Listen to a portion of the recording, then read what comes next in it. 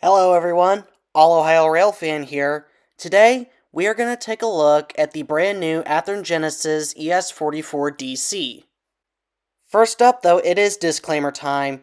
The information provided in this video mainly revolves around opinions within the model railroad community or facts about the model in question that I can represent on camera. So don't assume any of the information represents my personal opinion unless noted otherwise by me. It is also important to mention that I am an independent reviewer, and any review I put out doesn't represent the opinion of Athearn Model Trains or any other companies in question. Got it? Get it?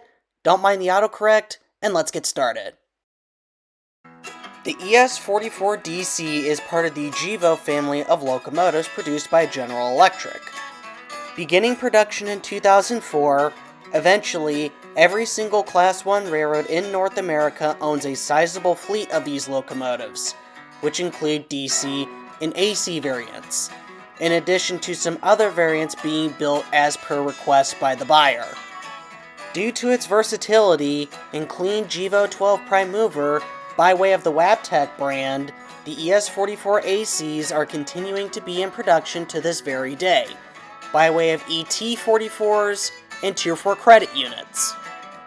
The model of GEVO that we have here, the ES44DC, had a production lifespan between 2004 and 2010, with our example here, CSX 5250, being built in 2007, and it didn't receive its Boxcar logo repaint until 2013. Athearn announced this latest run of ES44DCs in addition to the ES44ACs in April of 2022, and they finally arrived on store shelves in late November, early December of 2023. Road names featured in this release are BNSF, CSX, Norfolk Southern, and Canadian Pacific, with some unique variants of those four railroads also being offered depending on the era. Athearn also offers the new GEVOs with two configurations, a DCC ready configuration or a DCC with Soundtrack Tsunami2 sound variant. This model of CSX 5250 that we see here is the latter option. Going in for a closer look, here is the pilot of the ES44DC, which is really nicely detailed.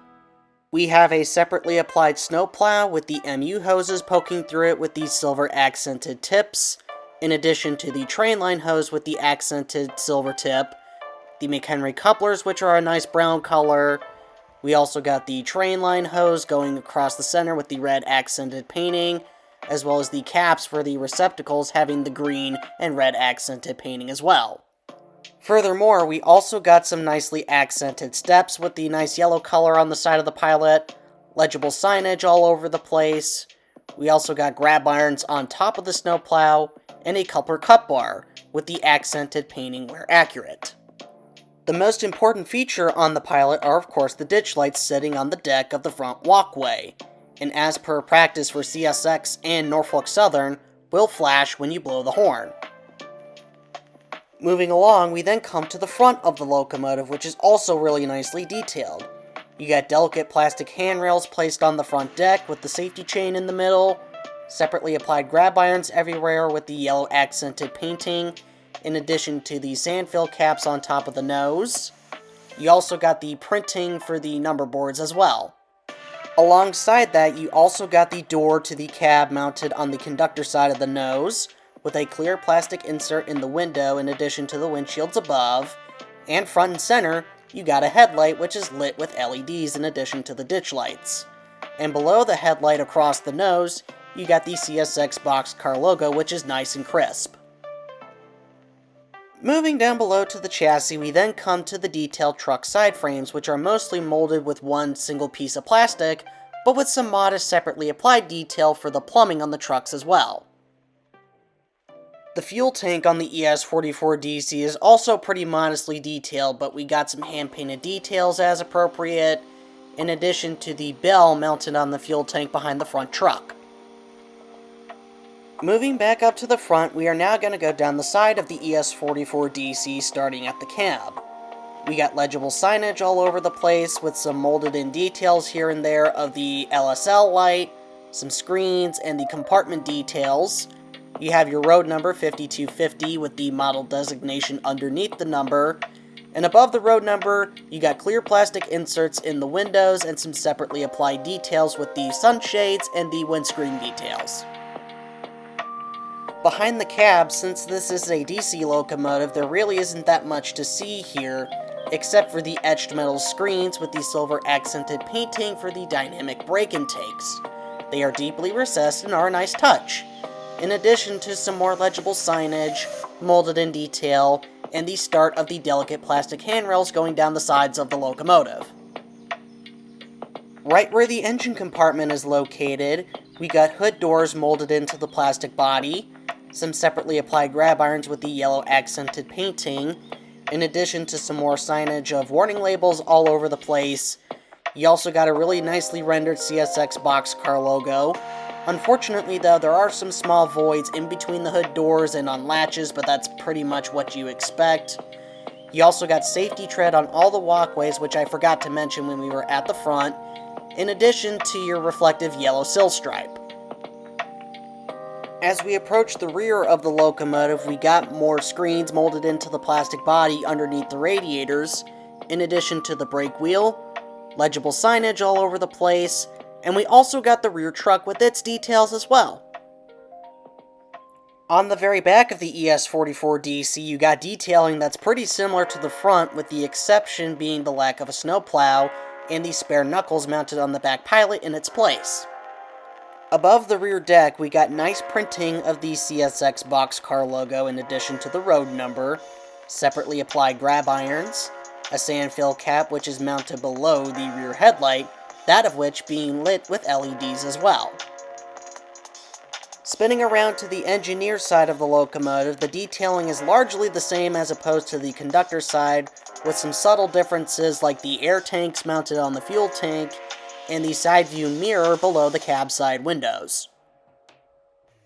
Moving back up to the front one more time, we are now going to take a look at the roof of the ES44DC.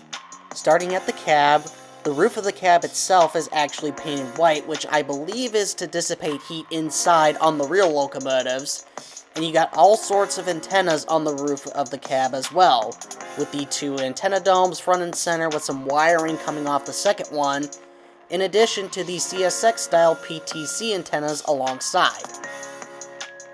Behind the cab, there really isn't that much to see on top of the dynamic brake hatch except for the separately applied plates on top and some molded in details on those plates, which include screens, lift rings, and latches. On the roof of the engine compartment, we got more molded in compartments, a Nathan K5HL air horn in the middle, and behind the air horn itself is a nice exhaust stack painted silver. Lastly, on the roof of the radiator wings, we got more molded in details of latches and lift rings, some safety treading for your HO crew members to walk on it safely, and most notably, the etched metal screens, 1, 2, and 3, with the first one of which having nicely detailed silver fan blades underneath. Alright, that pretty much showcases most if not all of the details that this latest run of ES44DCs has to offer. My favorite feature of this ES44DC is a no-brainer, that being the paint scheme, which is the primary reason why I got this particular one.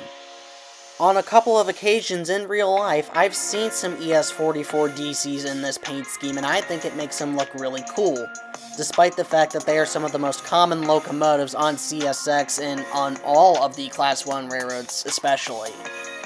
You've seen how well detailed this locomotive is, but now, let's take it to the club, hook it up to a train, and take it for a spin. And in the process of that, you'll get to hear and see some of the sampling of the functions that the soundtrack Tsunami2 sound decoder is equipped with. Okay.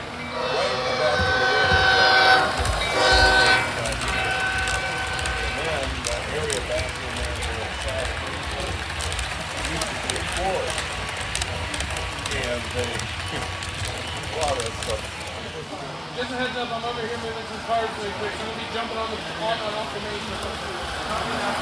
Leave me the warning now. Yeah, you're good, don't worry. We're in.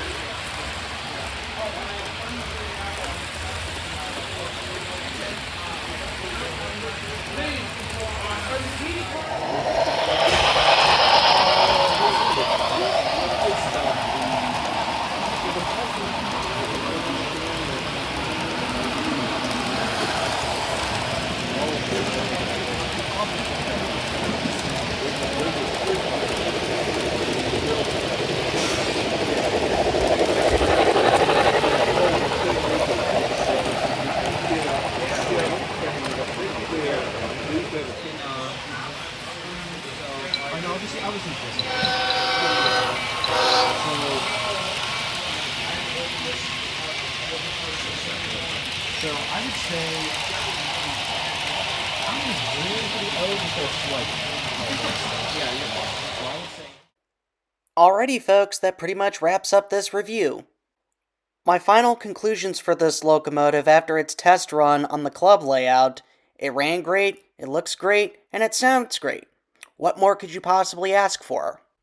If you are interested in purchasing one of these yourself, Athearn put these at a retail price of $239.99 for a DCC ready model and $339.99 for a DCC and sound model. I got mine for $249.99 off of trainworld.com, which was a markdown from its original price of $288.99. If you enjoyed this video, consider checking out some other ones of mine. Leave a like or a comment down below to share your thoughts, subscribe if you're new, and tap the notifications bell if you want to be notified when more new content comes out here on the channel just like this. Anyways, that's all for now. This is All Ohio Railfan, signing off.